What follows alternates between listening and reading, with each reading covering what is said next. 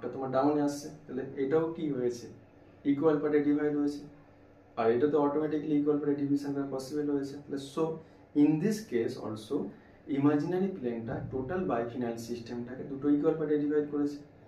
Equal পার্টে divide করা মানে কি আসবে, অফকোর্স এটা কি হয়েছে, প্লেন অফ সিমেট্রিটাকে পজেস করেছে।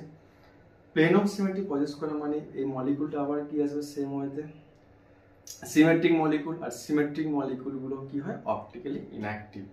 দেখো case number 2, when a not equal to b, দেখো এটা a এটা b, এর রেড কালার, এটা কি রয়েছে blue colour, not equal to, দুটো সেম না। আর এটা c নি কনসিডার করেছিলাম, এটা d, দেখো c equal to d। Imaginary plane total সিস্টেমটাকে ইকুয়াল পার্টে ডিভাইড করেছে এখানে, so plane of symmetry possess করেছে এখানে। আর প্লেন অফ সিমেট্রি থাকা মানে সেটা সিমেট্রিক মলিকুল, আর সিমেট্রিক মলিকুলগুলো কি হয় না অপটিক্যালি ইনঅ্যাক্টিভ হয়। দেখো